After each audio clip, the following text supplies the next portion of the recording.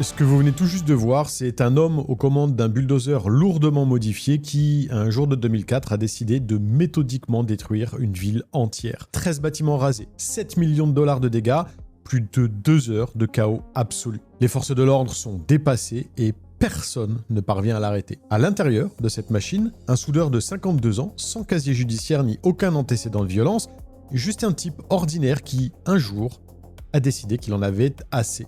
Alors, comment est-ce qu'on en arrive là? Comment un conflit administratif peut-il pousser un homme à construire un véritable tank dans son garage et à raser une ville entière? Dans ce nouvel épisode, je vous raconte l'histoire vraie incroyable de Marvin Heemeyer et de son Killdozer. Générique.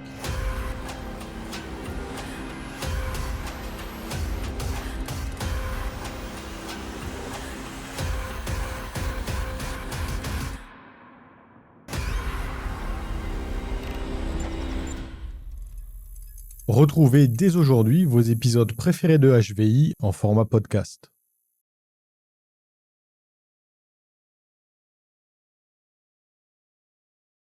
Avant de commencer, un grand merci à CyberGhost VPN qui sponsorise cette vidéo. Je vous en reparle dans quelques minutes. Marvin John Heemeyer est né le 28 octobre 1951 dans une ferme laitière à Castlewood, dans le Dakota du Sud, où il passe une enfance tout ce qu'il y a de plus normal.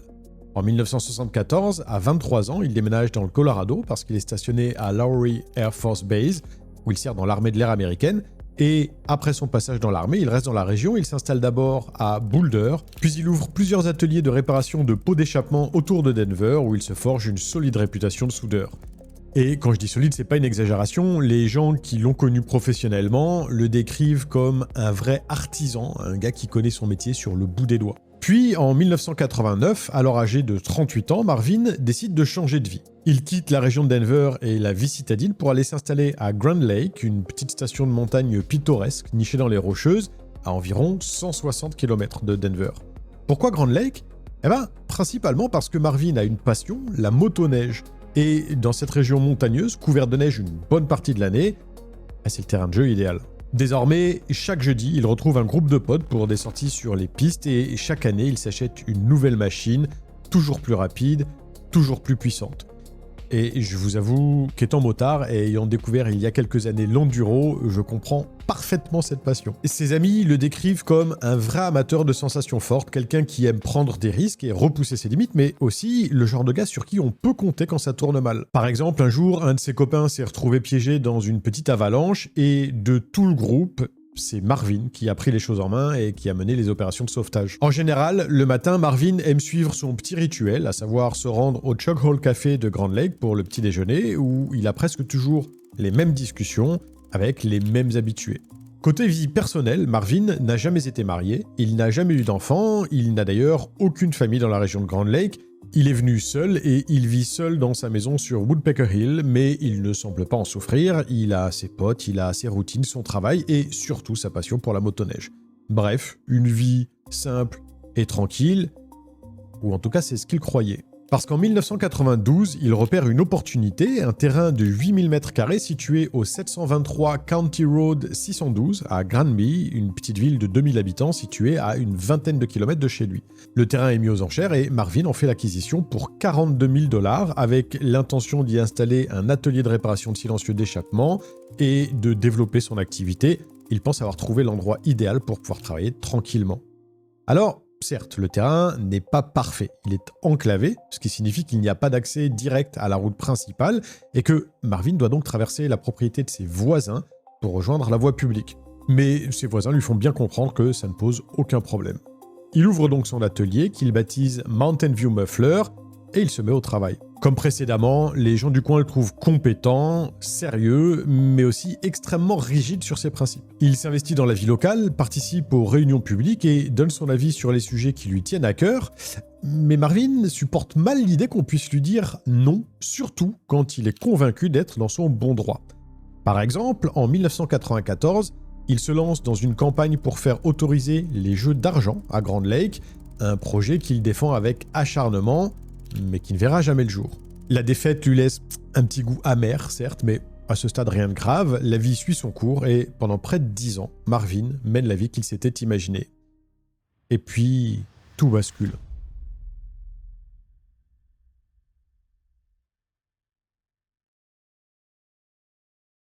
En 2001, la famille Dochev, des entrepreneurs locaux bien implantés dans la région, obtient un permis de construire pour installer une usine de production de béton juste à côté du terrain de Marvin. Sur le papier, ça ne devrait pas poser de problème. Sauf que voilà, la cimenterie va bloquer le seul accès que Marvin avait à la route principale. Concrètement, Marvin n'a plus d'accès à la route, son entreprise est paralysée et ses clients ne peuvent plus venir. Il demande donc à négocier un droit de passage avec les Dochev pour maintenir l'accès à son atelier, mais il refuse. Marvin se tourne alors vers la mairie de Granby et la réponse qui lui est donnée est polie. Elle est légale, elle est aussi définitive. La ville ne peut pas forcer des propriétaires privés à céder un droit de passage sur leur terrain. Marvin a acheté son terrain légalement, il a monté son entreprise légalement, il a tout fait dans les règles et maintenant on lui dit que quelqu'un d'autre a le droit de lui couper l'accès à sa propre propriété. Et surtout que ça n'est pas le problème de la ville. Mais ça n'est pas le seul obstacle qui se dresse devant lui. Quand Marvin a acheté son terrain en 1992, il n'était pas relié au réseau d'assainissement de la ville. Pendant des années, il a utilisé un système de fosse septique et personne ne lui a jamais rien dit, mais en 2001, au moment précis où la cimenterie commence à être construite, la ville lui tombe dessus, il doit se connecter au réseau d'égouts municipal sous peine d'amende. Coût total des travaux, 80 000 $ à sa charge, soit le double du prix de son terrain. Sauf que, pour pouvoir se raccorder, Marvin doit faire passer la canalisation sur environ 2,4 mètres de la propriété des Dochev. Il leur demande donc l'autorisation, mais une fois de plus, il la lui refuse. Résultat, la ville lui impose une obligation qu'il ne peut physiquement pas remplir et elle le condamne à une amende de 2 500 $ pour violation des ordonnances sanitaires. Marvin paie l'amende par chèque et sur la ligne mémo, il écrit en lettres capitales « Cowards », lâche en français. Face à ces injustices, Marvin décide de ne pas se laisser faire et de se battre. Il engage un avocat, il dépose des recours, assiste aux réunions du conseil municipal, prend la parole, cite les règlements, argumente, mais chaque recours est rejeté, chaque demande est refusée. Chaque audience se termine de la même manière, on l'écoute poliment, on lui dit qu'on comprend sa frustration, et puis on passe à autre chose. En avril 2002, son dernier recours judiciaire contre la ville est rejeté. À ce moment-là, Marvin a dépensé plus de 150 000 $ en frais d'avocat, et il n'a rien obtenu, rien. Alors là, on pourrait se dire, bon, c'est la loi, c'est comme ça, Marvin a perdu, il doit l'accepter. Sauf que, quand on regarde de plus près comment fonctionnent ces petites villes où tout le monde se connaît, où les mêmes familles tiennent les rênes depuis des décennies, on peut être amené à se poser des questions. Il y a quelques semaines, Micode a sorti une enquête sur la corruption de fonctionnaires en France, mais pas que, et ce qu'il y montre est édifiant. Je vous passe un court extrait et je vous invite à aller regarder l'intégralité de sa vidéo plus tard, elle est vraiment bien foutue. Notre homme s'appelle Antonio De Sousa et il décide de se reconvertir dans la promotion immobilière. Depuis les années 80, les maires ont récupéré de l'État un super pouvoir, le plan local d'urbanisme. Il s'agit d'une carte qui dicte quels terrains sont constructibles. Ici, par exemple, en jaune, c'est des terres agricoles et en vert, des zones naturelles. Interdiction de construire quoi que ce soit. Ce verger, par exemple, en 2005, il vaut 50 000 €. 3 € le mètre carré. Les seuls terrains constructibles se trouvent ici, en rouge. Forcément, comme on peut construire dessus, ils se vendent 20 fois plus cher. Et vous l'aurez compris, il y a une personne qui est capable de changer les pommiers en or. Grâce au changement de PLU de ses amis maires, Sousa voit son patrimoine exploser. Ce verger-là dont on a parlé tout à l'heure, Sousa l'avait acheté pour 50 000 €. Souvenez-vous, ça faisait 3 € le mètre carré. Il en vaut désormais 11 millions. Un promoteur qui corrompt des maires, des terrains agricoles qui deviennent constructibles du jour au lendemain, des permis accordés à ceux qui ont les bonnes connexions, et quand on essaye de dénoncer tout ça, on se fait virer. Vous voyez, dans ces systèmes-là, l'information, c'est le pouvoir. Qui sait quoi, qui a accès à quoi, qui contrôle quoi. Et justement, en parlant de contrôle de l'information, aujourd'hui, sur Internet, ce sont les mêmes mécanismes. Votre fournisseur d'accès surveille tout ce que vous faites en ligne, les sites web tracent vos moindres déplacements et vos données personnelles sont collectées, analysées et revendues sans que vous ayez vraiment votre mot à dire. Votre historique de navigation, vos recherches, votre localisation, tout est enregistré et utilisé pour vous profiler. C'est exactement pour reprendre le contrôle de ces informations que CyberGhost VPN, le sponsor de cette vidéo, existe. En cryptant 100% de votre trafic internet et en masquant votre véritable adresse IP, CyberGhost empêche quiconque de surveiller votre activité en ligne. ni votre fournisseur d'accès, ni les réseaux Wi-Fi publics, ni même les sites que vous visitez. Vos données passent par un tunnel VPN sécurisé et deviennent complètement illisibles pour les tiers. En plus, CyberGhost applique une politique très stricte de non-conservation des données, ce qui signifie que même eux ne gardent aucune trace de ce que vous faites en ligne. Vous reprenez le contrôle. Au-delà de la protection, CyberGhost VPN vous donne aussi accès à des contenus normalement bloqués. Avec plus de 11 000 serveurs répartis dans 100 pays, vous pouvez débloquer l'intégralité des catalogues de plus de 40 plateformes de streaming. Par exemple, moi, pour préparer mes vidéos, j'ai accès à des centaines de documentaires true crime américains qui sont complètement inaccessibles depuis la France ou depuis la Thaïlande. C'est un des VPN les plus fiables du marché, avec 38 millions d'utilisateurs dans le monde, une note excellente sur Trustpilot, attribuée par plus de 21 000 personnes, et moi personnellement, ça fait plus de 3 ans que je l'utilise, et j'en suis très très content. En plus de ça, un seul abonnement permet de protéger 7 appareils en même temps, donc on peut même partager avec la famille ou avec les amis. En utilisant mon lien en description, non seulement vous soutenez la chaîne, mais en plus, ça vous permet de vous protéger tout en bénéficiant d'une offre exclusive, 83% de réduction et 4 mois offerts, soit seulement 2,03 € par mois.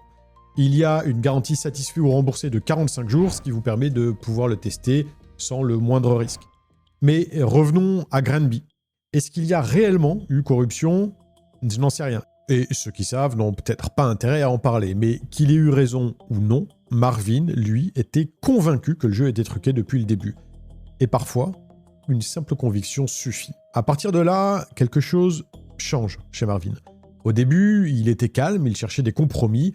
Maintenant, ses interventions au conseil municipal deviennent plus agressives. Il parle de moins en moins de solutions et de plus en plus d'injustice, d'acharnement, d'humiliation. Dans sa tête, le schéma est clair, la ville favorise les deux chefs parce qu'ils ont de l'argent, des relations, et que c'est une famille influente dans la région alors que lui, il n'est personne. Il essaie bien de mobiliser ses voisins, de lancer des pétitions, de faire pression sur le conseil municipal, mais rien n'y fait. Les gens qui connaissent Marvin depuis son arrivée à Granby commencent à remarquer qu'il n'est plus tout à fait le même, il devient plus méfiant, et il se renferme sur lui-même. Il passe ses soirées à enregistrer des cassettes audio sur lesquelles il raconte sa version de l'histoire, en nommant un par un ceux qu'il considère désormais comme ses ennemis. Times, as far as I'm concerned, you know, there were many other times when he had, you know, we had a chance to discuss it. You know, come on, Cody, buy the property. We didn't discuss any price or anything, but, you know, come on, Cody, be reasonable. But that's what you cannot do with people in the mountains, especially in Granby. They do not know what reason is. Reason to them is doing it their way. Marvin a compris qu'il ne gagnera jamais par les voies légales, et 3 mois plus tard, il achète un bulldozer.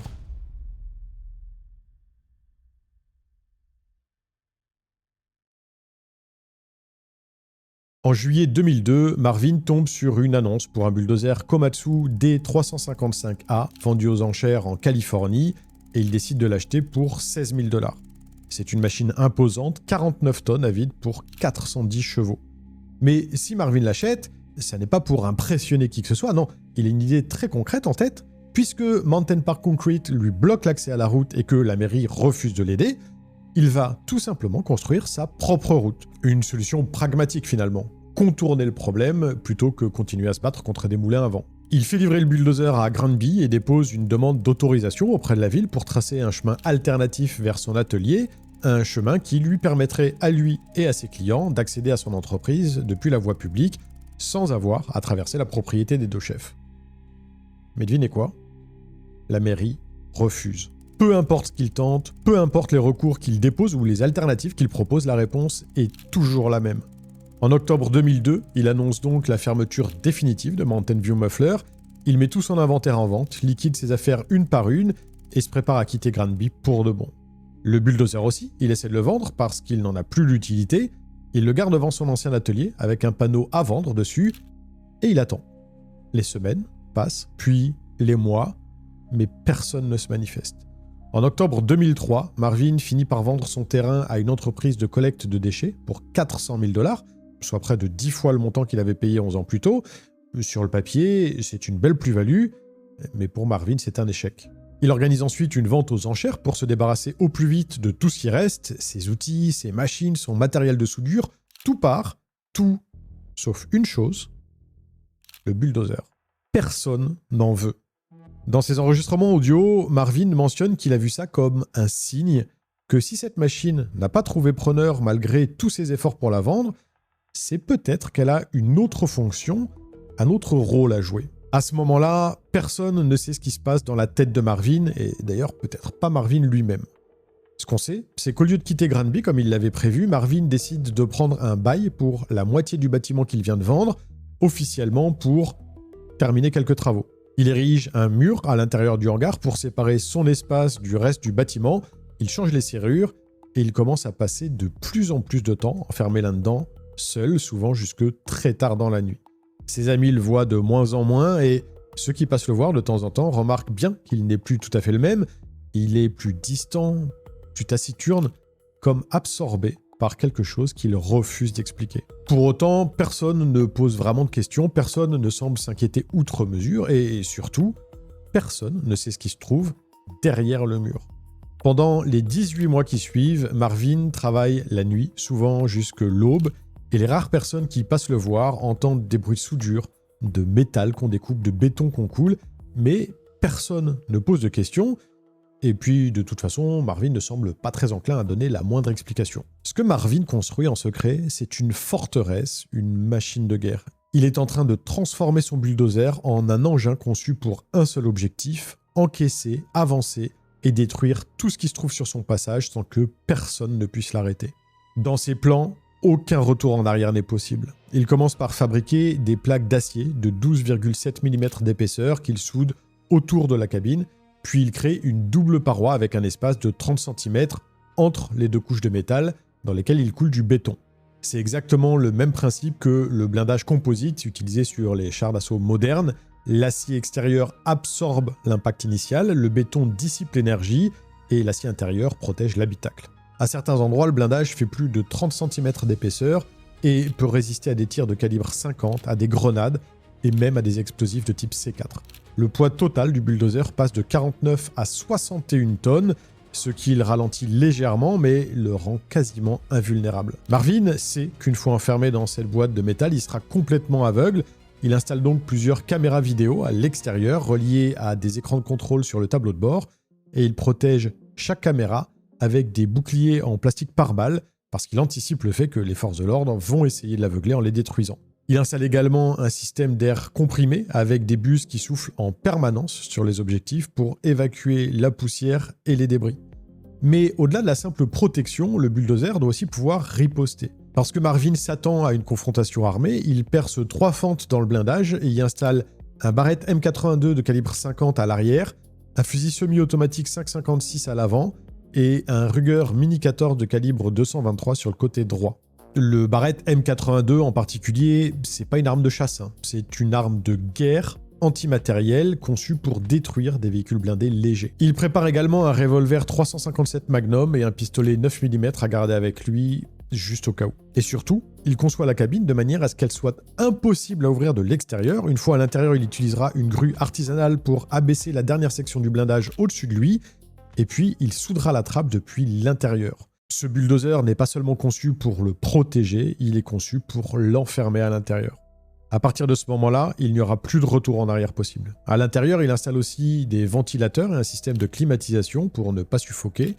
Il stocke de la nourriture, de l'eau et tout le nécessaire pour tenir plusieurs jours si nécessaire. Dans ses notes retrouvées plus tard, il écrit « C'est intéressant de voir comment je me suis jamais fait prendre. C'était un projet à temps partiel sur une période d'1 an et demi. » Il mentionne également que plusieurs personnes ont visité son hangar au cours de cette période et qu'aucune n'a remarqué quoi que ce soit d'anormal, même avec une grue de 900 kg bien en évidence.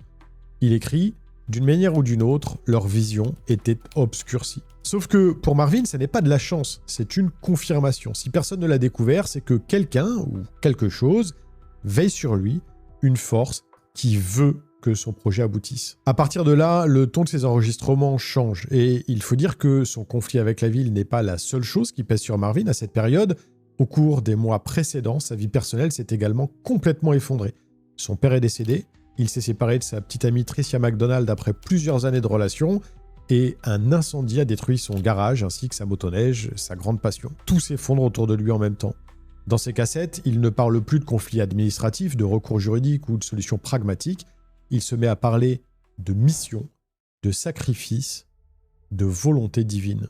I don't think God would have let me get this far if it was the wrong thing. I don't think God would have given me the successful life that I had. I call it successful. I think I was a very poor person most of my life. But for who I was and what I was, I think I was a very rich man. And I'm thankful to God for giving me that life and giving me what I had. I mean, without a doubt, I made sacrifices. I didn't have a wife. I didn't have family. But God built me that way for a reason. And we're here today. And I'm going to carry that cross. I'm going to fulfill the reason He built me. Marvin est en fait convaincu que ce qu'il construit n'est pas simplement une machine, c'est un instrument et que lui n'est pas juste un homme en colère, mais l'exécutant d'un plan qui le dépasse. Ces enregistrements que vous entendez depuis le début de la vidéo, Marvin les réalise en avril 2004. 7 cassettes en tout, près de 3 heures d'audio, dans lesquelles il explique sa version de l'histoire, nomme ceux qu'il considère comme responsables de sa destruction et justifie ce qu'il s'apprête à faire. Quand les enquêteurs fouilleront plus tard sa maison de Grand Lake, ils découvriront une liste manuscrite de 107 noms, 107 personnes que Marvin considère comme responsables de ce qui lui est arrivé. En haut de la liste, sans grande surprise, figure le nom d'Ochef, qu'il a volontairement mal orthographié et écrit douchef. Douche en anglais, c'est un terme d'argot qui vient de douchebag et en gros, ça veut dire abruti. Dans l'un de ses derniers enregistrements, Marvin s'adresse directement à ses ennemis. I am here short of what I deserved. All I ever wanted was what I deserved. You denied me of that. You are there thinking you have gotten away with destroying a person, an outsider, and you have gotten your way. And that's wrong. That was man's will. It was not God's will. It was with your input. So now this, true, it is with my input also that I come back at you. But you gave me license to come back at you. You taught me how to act towards your neighbor. And that's how I'm going to do. And you will learn this lesson, that is not the way to do it. I am going to sacrifice my life, my future, to show you, my miserable future that you gave me, to show you that what you did was wrong. Quelques jours avant la date qu'il a choisie, Marvin envoie toutes les cassettes à son frère dans le Dakota du Sud, avec pour instruction de les remettre aux autorités après l'exécution de son plan, puis il met de l'ordre dans ses papiers, règle ses dernières affaires et fait ses adieux à quelques amis, sans rien leur dire de ce qu'il s'apprête à faire. Le 4 juin 2004, Marvin Himayer se réveille dans son hangar pour la dernière fois.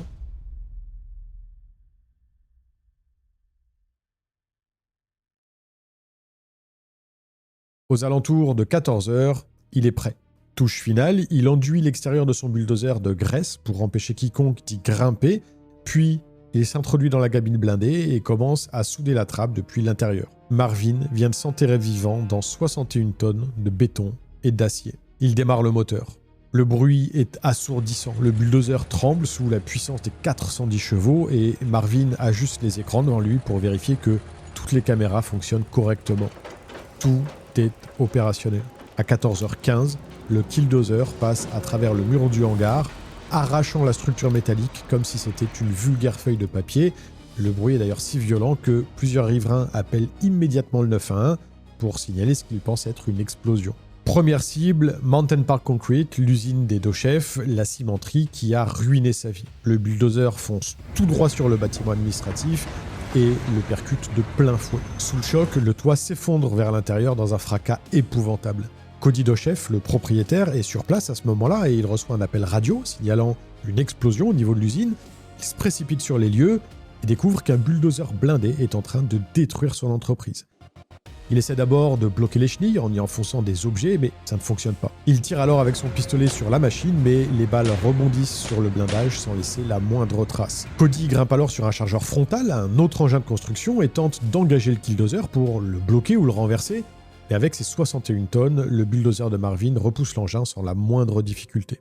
Puis, Marvin tire avec le Barrett M82 en direction du chargeur, alors Cody abandonne et saute de son engin pour se mettre à couvert. Quand les premiers adjoints du shérif arrivent sur les lieux, suivis de près par 3 officiers de la patrouille routière du Colorado, ils comprennent immédiatement qu'ils n'ont absolument rien pour arrêter cette machine. Ils tirent sur le blindage avec leurs armes de service, des pistolets et des fusils de petit calibre, mais aucune balle ne peut percer l'armure du Killdozer, ni même atteindre ses caméras. Marvin avait tout prévu. Deuxième cible, l'hôtel de ville de Granby, le siège du pouvoir local, l'endroit où toutes les décisions qui l'ont détruit ont été prises. Le bulldozer écrase plusieurs véhicules municipaux garés devant la mairie, puis il percute le bâtiment avec une force incroyable. 1 fois, 2 fois, 3 fois, la façade s'effondre. Les employés municipaux avaient heureusement évacué les lieux dès les premiers coups de feu et personne n'est blessé. Troisième cible, le Sky High News, un journal local qui, selon Marvin, a mené campagne contre lui pendant des années. Patrick Brower, son rédacteur en chef, entend le bruit du bulldozer qui approche et il a tout juste le temps d'évacuer le bâtiment avec ses employés avant que Marvin ne percute la façade et ne réduise complètement l'immeuble en ruine. Le Killdozer traverse le bâtiment de part en part, détruisant presse, ordinateur et archives.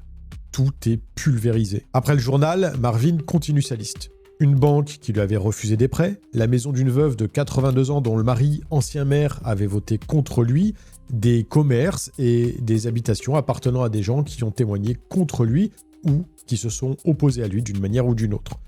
Pendant plus de 2 heures, le Killdozer sème la destruction à travers Granby. Les forces de l'ordre sont complètement dépassées. Une équipe du SWAT est appelée en renfort et pendant qu'elle se prépare, Glenn Trainor, le shérif adjoint, grimpe sur le bulldozer en mouvement. Il cherche un point faible, une fissure ou une fente par laquelle il pourrait glisser soit une grenade, soit le canon de son arme.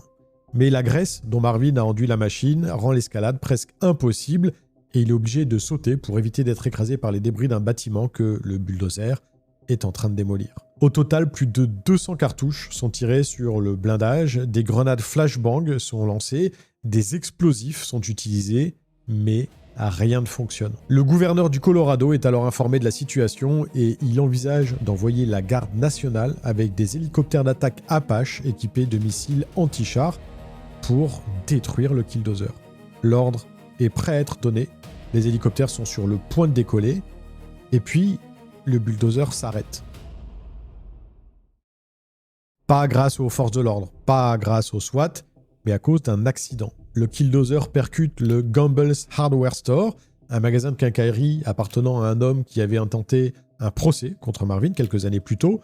Le sol du bâtiment cède brusquement sous le poids de l'engin, le bulldozer tombe alors dans le sous-sol et l'une de ses chenilles se retrouve suspendue dans le vide. Marvin essaye tant bien que mal de dégager la machine, mais elle ne bouge pas. Le radiateur, qui avait été endommagé pendant l'attaque, fuyait depuis plusieurs minutes et il finit par lâcher complètement, entraînant la surchauffe du moteur.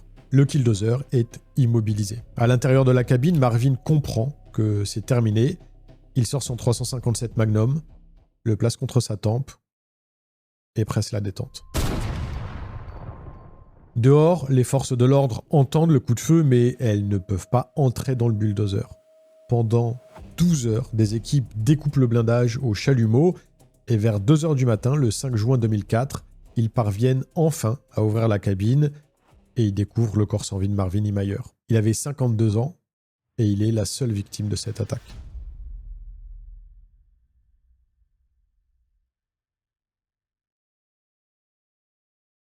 Pendant 2 heures et 7 minutes, Marvin Himayer a démoli 13 bâtiments et causé plus de 7 millions de dollars de dégâts, mais il n'a fait aucune victime à part lui-même. C'est le bilan officiel et c'est sur ce bilan que s'est construite la légende. Bulldozer. Bulldozer. Bulldozer. Bulldozer. A bulldozer levels a building in Granby, Colorado.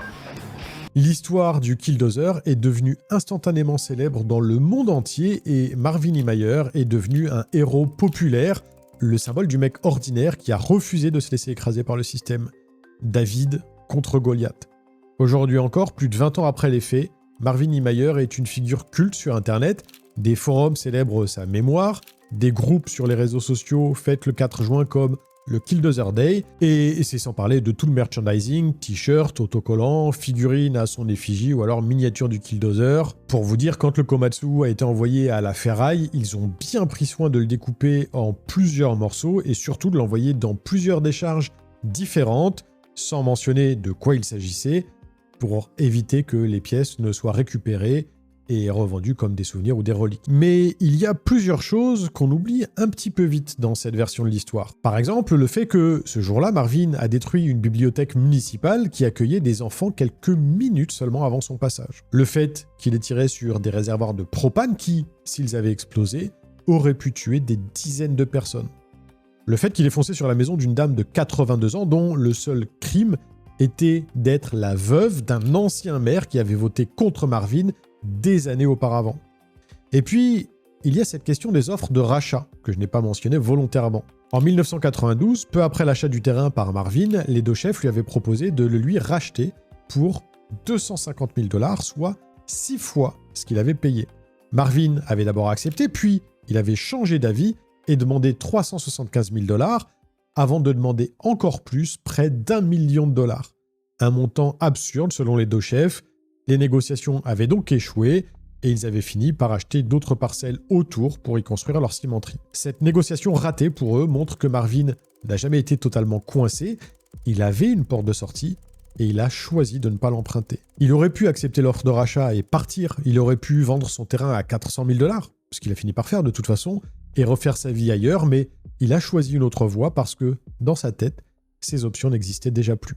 Il a choisi de rester, de se battre, de détruire et de mettre des vies en danger. Encore merci à CyberGhost VPN d'avoir sponsorisé cette vidéo. Protégez vos données dès maintenant en cliquant sur le lien en description et bénéficiez de 83% de réduction et 4 mois gratuits. Alors, la vraie question, ça n'est pas de savoir si le système l'a écrasé ou pas, mais plutôt de savoir comment un homme peut en arriver à prendre de telles décisions et surtout, pourquoi, pour certains, cette histoire ressemble encore à une victoire.